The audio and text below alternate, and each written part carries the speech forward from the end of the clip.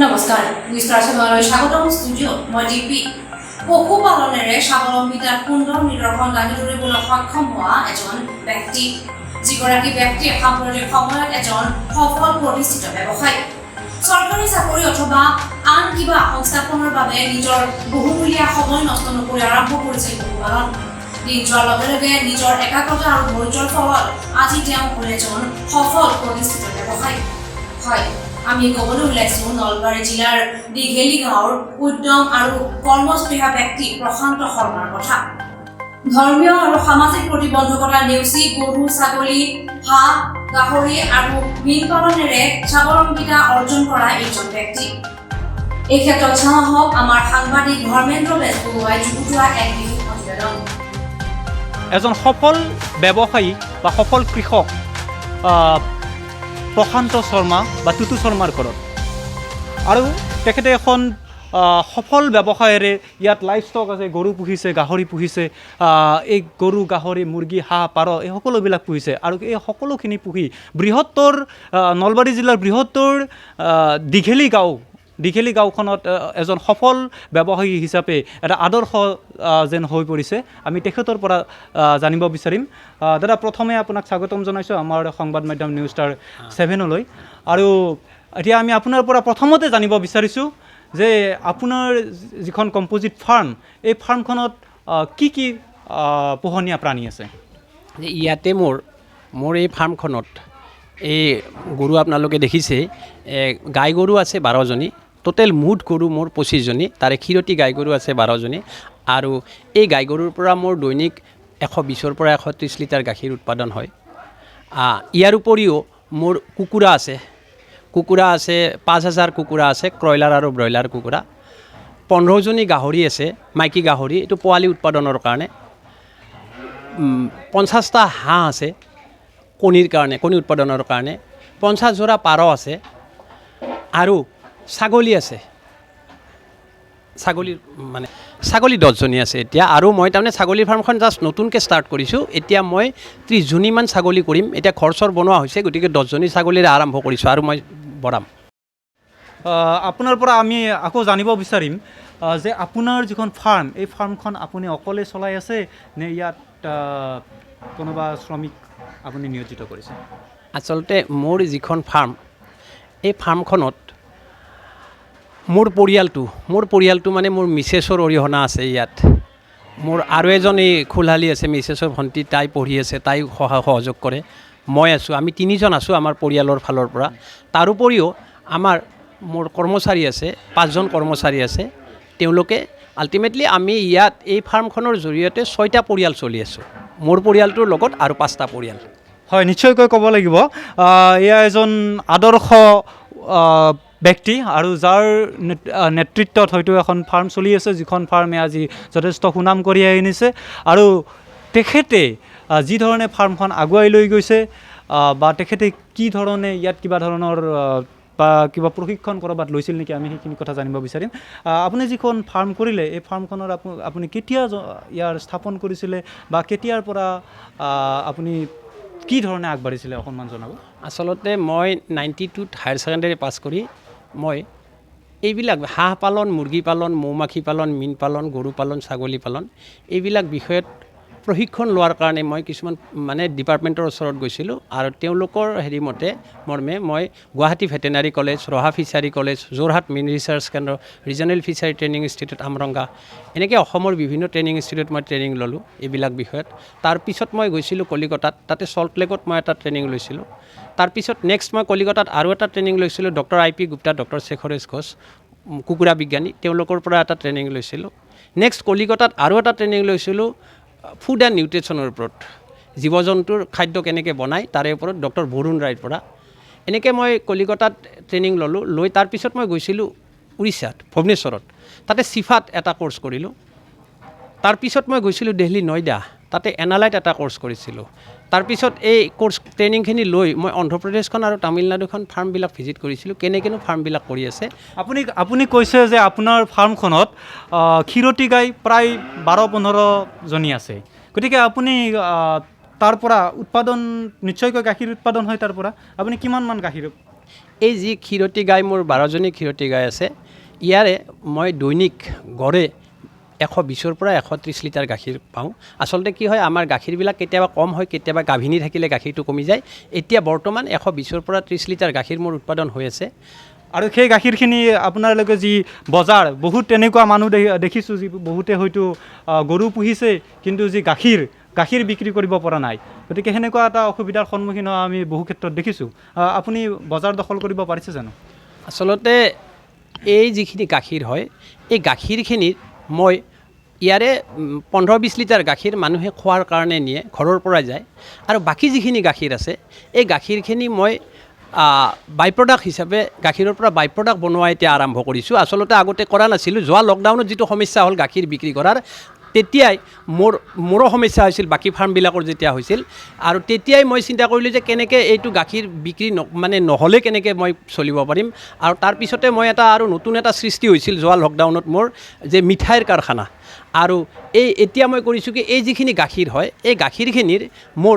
মই ঘৰতে মোৰ মিঠাইৰ কাৰখানাত যায় তাতে মই দৈ বনাওঁ পনীৰ বনাওঁ ক্ৰীম বনাওঁ ঘি বনাওঁ মিঠাই বনাওঁ গোল্লা বনাওঁ এতিয়া মাৱা মেচিন এটা আনিছোঁ মই মাৱা বনাওঁ মাৱাৰ পৰা মই পেৰা বা মাৱাৰ আইটেম যিবিলাক আছে মাৱা বৰফি বা মাৱা খুৰমা এইবিলাক বনাওঁ তেনেকৈ মই বাই প্ৰডাক্টত গৈছোঁ গতিকে এতিয়া মোৰ বিক্ৰীৰ সমস্যা হোৱা নাই আৰু তাৰ বাবে কৰ্মচাৰী ৰাখিছেনে মোৰ এই যি 5জন কৰ্মচাৰী বুলি ক'লোঁ তাৰে এজন কৰ্মচাৰী তাত চায় আৰু এনেকুৱা নহয় যে তাতেই চায় বাকীখিনিও চায় আৰু মই নিজেও এজন কাৰিকৰ হিচাপত আছোঁ তাৰমানে কি মই গোটেইখিনি এতিয়া এই গৰু গাহৰি বা মুৰ্গী এই গোটেইখিনি বস্তু চোৱাৰ উপৰিও মই ফাৰ্মখনত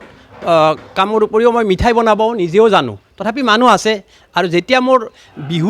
বিহুৰ সময়ত বা আমাৰ যিবিলাক উৎসৱ আছে বিয়া এইবিলাকত আমাৰ অৰ্ডাৰবিলাক বেছি হয় 4-5 হাজাৰলৈকে গল্লা অৰ্ডাৰ হয় বা দৈ 100 লিটাৰ 120 লিটাৰ 150 লিটাৰ এনেকুৱা অৰ্ডাৰ হয় যেতিয়া অৰ্ডাৰবিলাক আহে তেতিয়া আৰু এক্সট্ৰা মানুহো লগাওঁ আৰু নিজেও লাগোঁ আচ্ছা এইখিনিতে এটা প্ৰশ্ন যে আপুনি ধুনীয়াকৈ কৈ গ'ল যে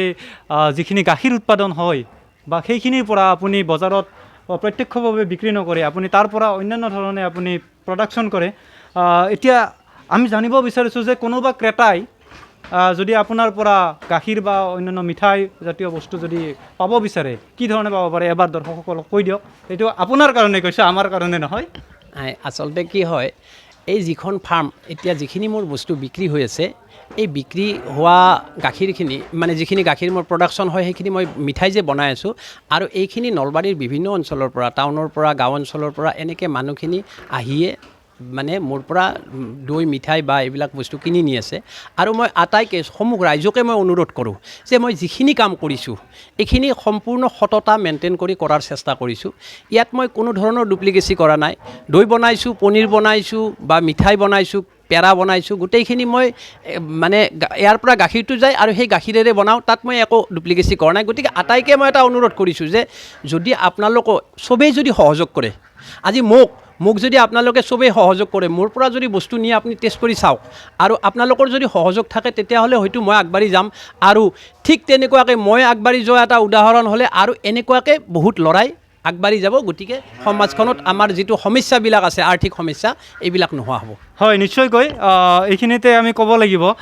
যে তেখেতে খুব সুন্দৰভাৱে যি গাখীৰৰ ব্যৱসায় গাখীৰৰ বা যি মিঠাইৰ ব্যৱসায় কৰিছে আমিও দৰ্শকসকলক আমাৰ চেনেলৰ জৰিয়তে আমি আহ্বান জনাইছোঁ যে নলবাৰী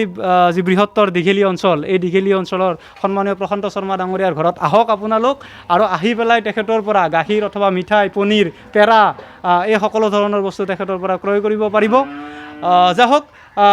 আকৌ এটা প্ৰশ্ন যে যি লকডাউনৰ সময়ত যথেষ্ট ব্যৱসায়ী ইতিমধ্যে বিপদত পৰা বুলি আমি জানিব পাৰিছোঁ আপুনি কি কয় এই সন্দৰ্ভত আচলতে লকডাউনৰ সময়তে ময়ো এইবাৰ নহয় যোৱা বছৰত যিটো লকডাউন হৈছিল এই যোৱা বছৰৰ লকডাউনটোত ময়ো একে সমস্যাতে পৰিছিলোঁ কিন্তু এই একে সমস্যাটোৰ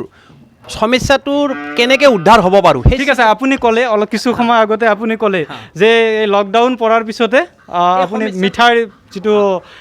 ব্যৱস্থা এই ব্যৱস্থাটো হয়তো আপোনাৰ এটা নতুন সৃষ্টি হ'ল এই সমস্যাটো নোহোৱা কৰাৰ কাৰণে মই চিন্তা কৰোঁতেই মোৰ এটা নতুন কাৰখানাৰ সৃষ্টি হ'ল এইটো মিঠাই গতিকে যোৱা বছৰৰ লকডাউনে ঠিক আছে লকডাউন এখেতৰ বাবে এখেতে এটা কথা ক'ব বিচাৰিছে যে লকডাউন এখেতৰ বাবে আশীৰ্বাদ হৈ আহিছে নহয় জানো যেতিয়া মোৰ এটা ধুমুহা আহিল সেইটোৰ পৰা পৰিত্ৰাণ পোৱাৰ কাৰণে মোৰ এটা নতুন সৃষ্টি হ'ল যে মিঠাই আৰু বনোৱাৰ সেইটো কাৰণে আপোনাৰ এটা আশীৰ্বাদ হৈ এইটো মোৰ এটা আশীৰ্বাদ বুলিয়ে ক'ব বিচাৰিছোঁ ৰাইজে যদি সকলোৱে আঁকোৱালি লয় কাৰণ এইটোৰ পৰা এতিয়া মই এটা ইনকাম দৈনিক এটা হৈ আছে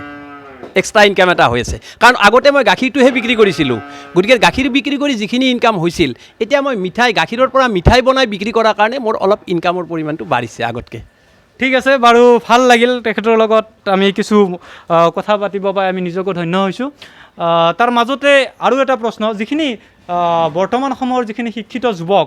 বা শিক্ষিত বুলিয়ে নহয় যিখিনি যুৱকে এতিয়াও মানে কৰ্মসংস্থাপন পোৱা নাই সেই কৰ্মসংস্থাপন নোপোৱা যুৱকসকলৰ প্ৰতি আপুনি কি বাৰ্তা আগবঢ়াব মই গোটেইখিনি আমাৰ শিক্ষিত যুৱক বা নিবনুৱাখিনিক মই মোৰ ফালৰ পৰা কওঁ বা মই আজি কওঁ নহয় মই কৈ আহি আছোঁ আচ্ছা যে আচলতে আমি 20,000 25,000 টকাৰ চাকৰি এটাৰ কাৰণে অসমৰ বাহিৰত যায় ঘৰৰ পৰিয়ালক বাদ দি থকাৰ চিন্তা কৰাতকৈ আমি নিজৰ যি আছে ঘৰত যি আছে এই ঘৰত থকা বস্তুখিনিকে যদি আমি আঁকোৱালি লওঁ আৰু এনেকুৱা ধৰণৰ আমি কামত যদি কম্প'জিট ফাৰ্ম মোৰ কথাটো মই বিশেষকৈ ক'ব বিচাৰিছোঁ সৰুকৈ যদি আমি এখন কম্প'জিট ফাৰ্ম কৰোঁ মই যেনেকৈ কৰিছোঁ গৰু আছে মুৰ্গীও আছে গাহৰিও আছে ছাগলীও আছে হাঁহো আছে পাৰও আছে মানে কি কম পৰিমাণে যদি চাৰিওফালৰ পৰা পইচাৰ এটা ইনকাম হয় তেতিয়াহ'লে মই ভাবোঁ ইয়াত এনেকুৱা এটা মানে ঘৰৰ কেম্পাছটোতে আমি 50,000 টকা বা 60,000 টকা এটা মাহেকত ইনকাম কৰাটো আমাৰ কাৰণে কঠিন নহয় গতিকে